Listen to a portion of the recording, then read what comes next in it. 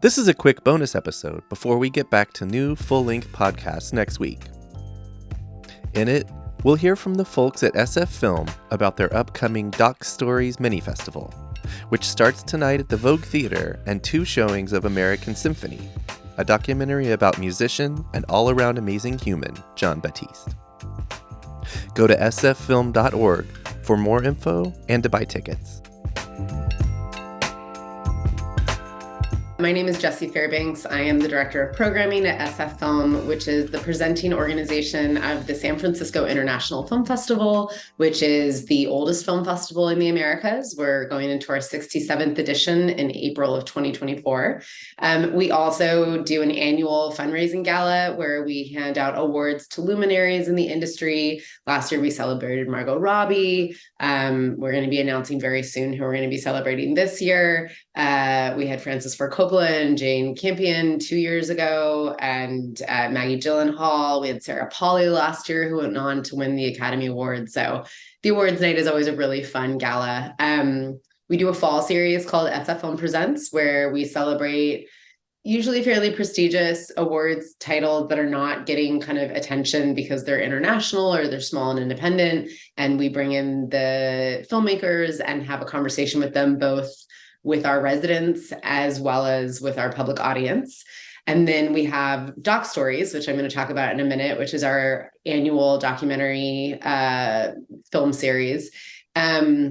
Or film showcase, excuse me. And then in addition to the public exhibition, which I just ran through really quickly, SF Film is also the producer of an educational program that's been running for over 30 years and engages with 15,000 plus school students K through 12 every year. They do year-round programming, they create curriculum and work with teachers, and then they do concurrent festivals that run alongside the April International Film Festival and the Doc Stories Festival. So if you're a teacher and you're listening to this, you should reach out to just go onto our website, sffilm.org, and look at the education program. They do fantastic work and a lot of free family films as well.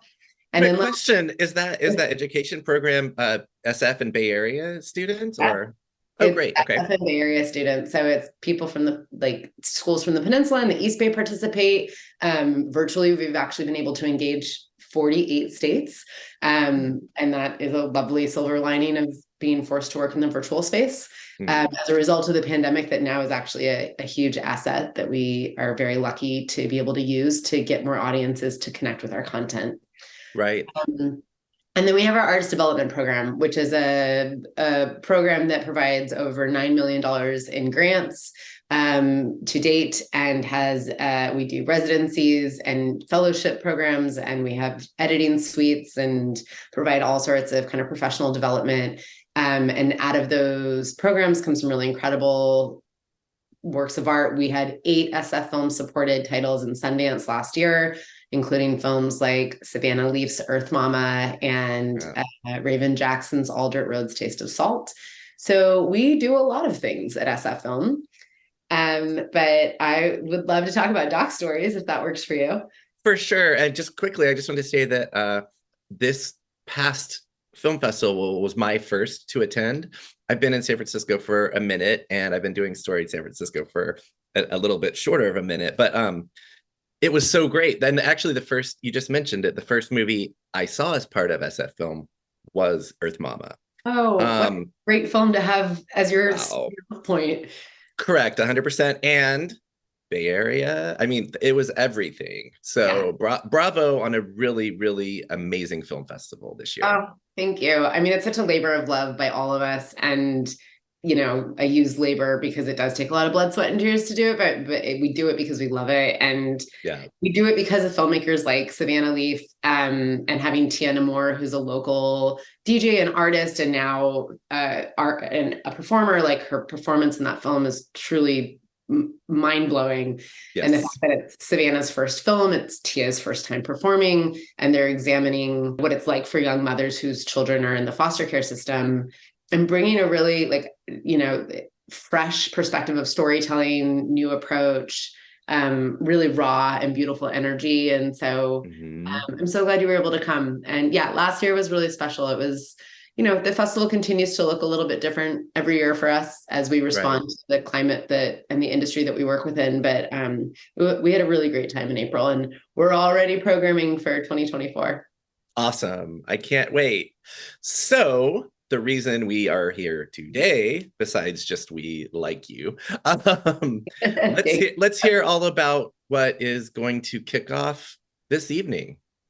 Yeah, so Doc Stories is our annual showcase that we put together where we kind of take a look at the documentary field and select the titles that we think are the most resonant to the moment, and work that we think is the most profound and moving and sophisticated in the documentary landscape. A lot of it does tend to be titles that are, going into the awards campaign season, but we also like to feature smaller kind of discovery titles as well.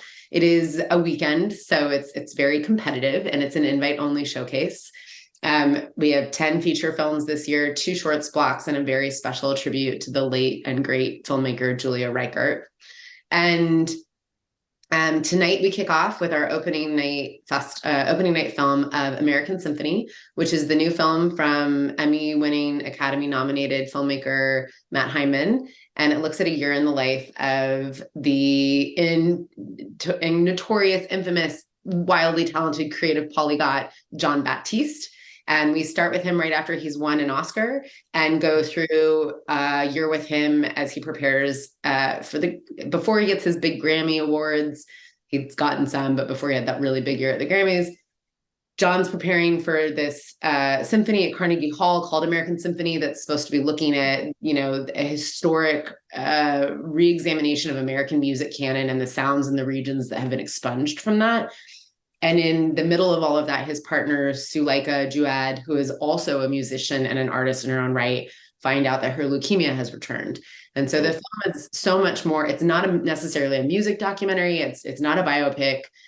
It's a really beautiful, moving, rousing, and inspirational film about 2 beautiful people making art in the middle of a lot of obstacles. And I think it's a tonic to the times that we're living in right now. We have 2 screenings tonight, one at 6 p.m., one at 9 p.m. And I encourage anyone to go online and see if tickets are available at sffilm.org or try to rush it. Yeah. Are both screenings going to be at the Vogue? They're both at the Vogue. Thank you for asking. Yes. Oh, yeah, sure. Yeah. So Doc Stories starts tonight, November 2nd, and we run through Sunday in person, the November 5th. And we are at both the Vogue and the Premiere Theater on the ILM campus in the Presidio. So please make sure you check our website, sffilm.org, to make sure you know where you're going, what day and what venue. And then we have 2 days of virtual presentations, and a little over half the program has opted to participate in the virtual presentation. So if you're unable to join us in person, if you're more comfortable joining us virtually, you can buy tickets to see those films and watch them from the comfort and safety of your home. You mentioned a couple of the other things that Doc Stories is presenting. I'll just say that I looked at your program, and it is it's an impressive program. But I think you spoke to sort of like how you select and what you all are presenting. I saw very, I would say, important topical. I hate the term hot button, but like stuff that's very zeitgeisty. Copa 71 and Sorry Not Sorry are 2 examples. Do you want to speak to any of the other specific films that you're presenting? Yeah, I'd love to. And thank you for that. Copa 71, a beautiful, rousing story about unknown first Women's World Cup in 1971 that just got forgotten. And it's this beautiful unearthing of this moment when 6 nations came together, and these women they're badasses. They're amazing. They love the game.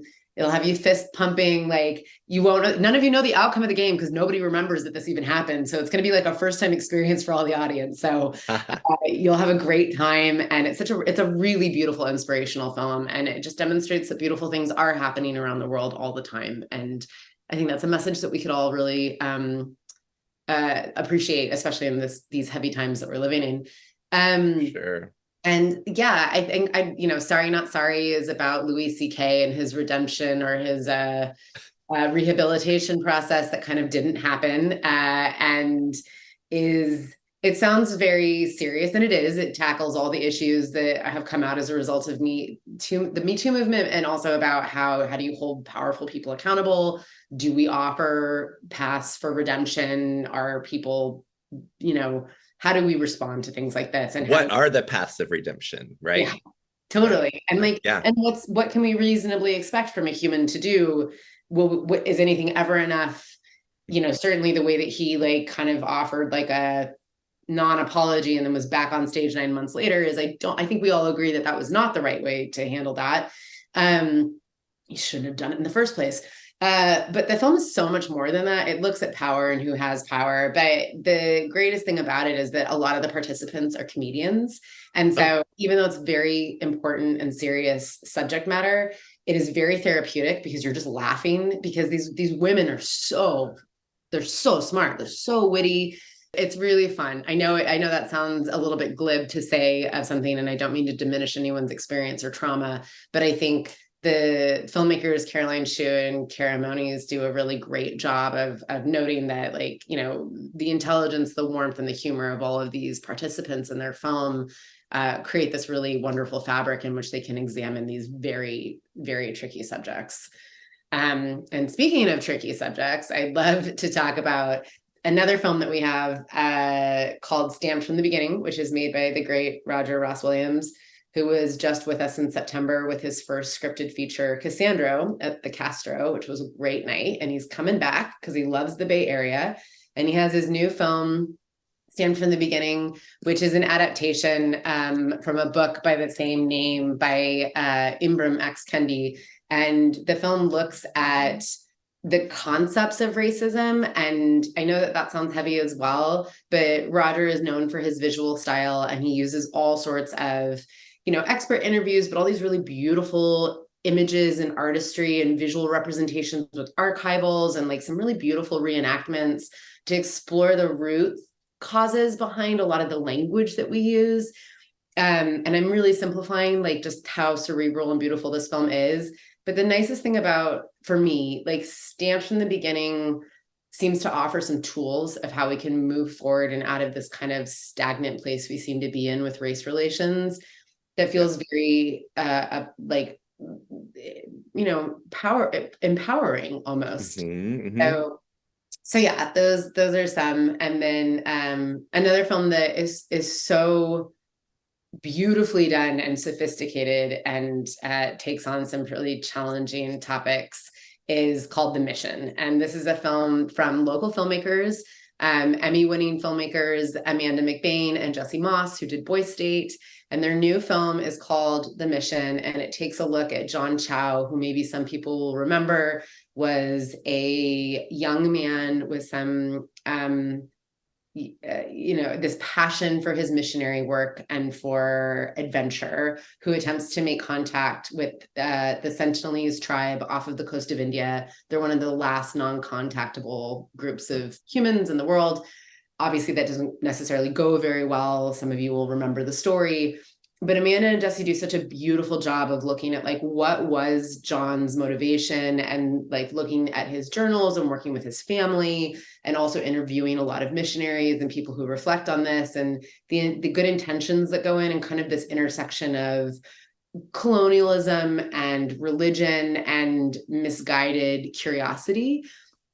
And it's a fascinating, thoughtful, and very dramatic documentary. And The Mission is screening at 8:30 on Friday at the premiere, so tomorrow. So if any of you want to catch that, it's a really beautiful film.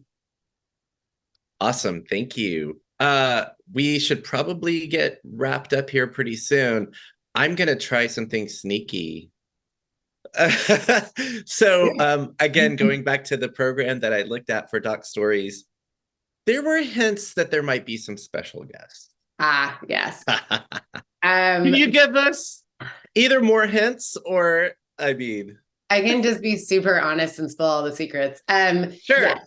We had hinted that there might be additional guests for opening night for American Symphony, and there was a moment when John Baptiste was going to come to the Bay Area. He is not, unfortunately. Please still come.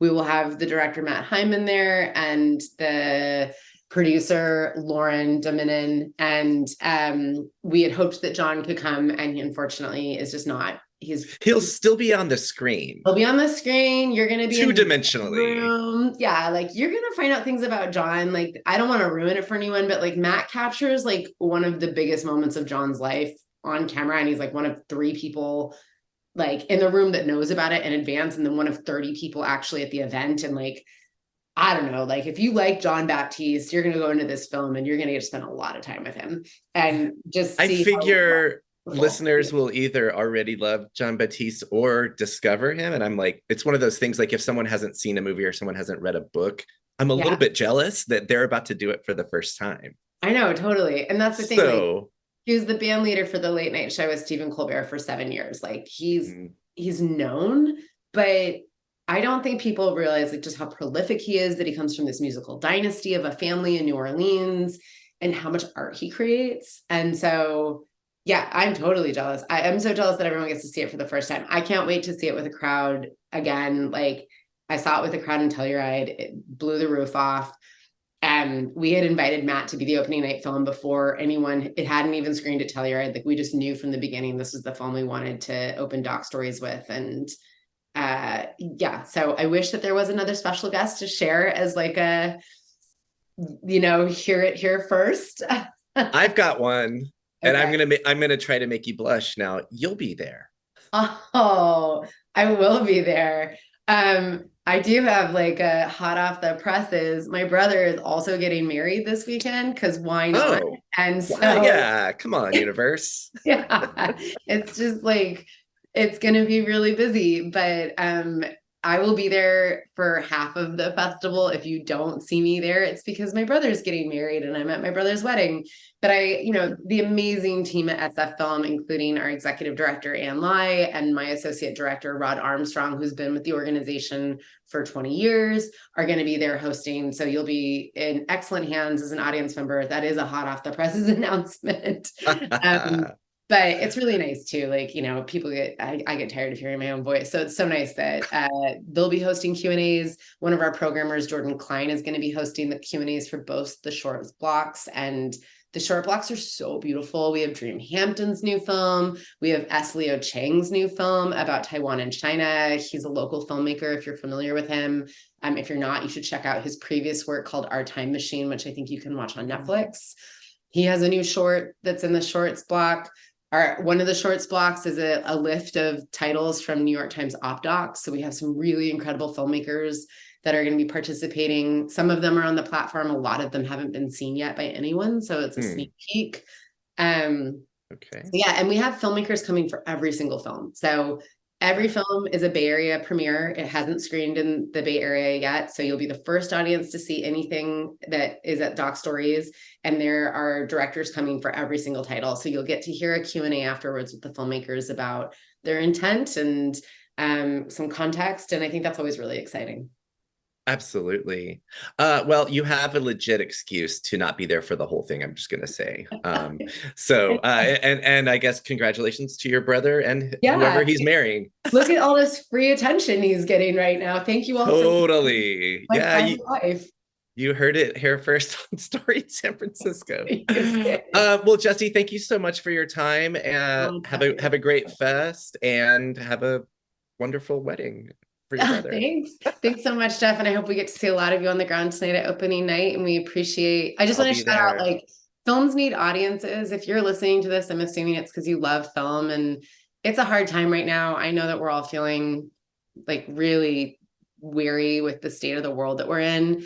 And documentaries are often thought of as kind of serious and academic or educational. And a lot of these films are really uplifting and reminders of the it's kind of unconquerable ability of the human spirit. And I do think it's a tonic for the moment that we're living in right now. I know that I'm saying that sounds really rich because I don't know everyone's personal experience, obviously, but I encourage you to go for that reason. I also encourage you to go because it's at a local theater it's an independently run theater. Films need viewers. We need spectators. We can't do our work without it. Filmmakers can't make their art without it. So please come, just come for a film. I promise you're going to have a good time and hear about it from interesting people. And We do this because we love it, but we also do it because we love the audiences. And so we hope to see you in the theater.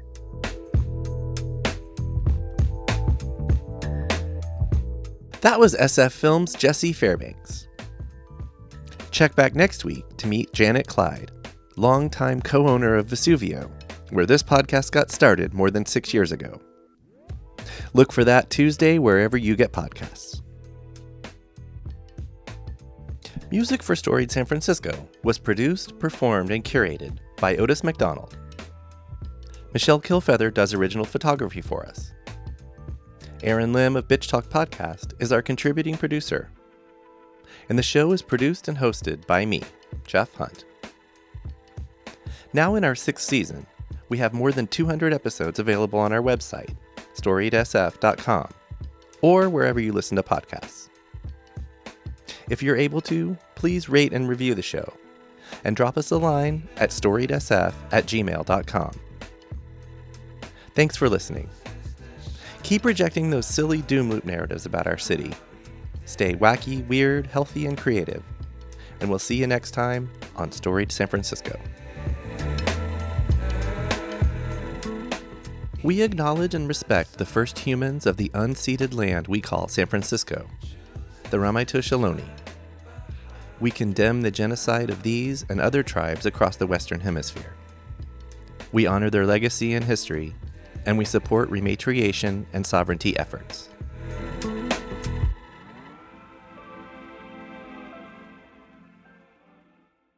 This podcast is a proud member of the BFF.FM podcast network. Learn more at podcasts.bff.fm. BFF.FM, best frequencies forever.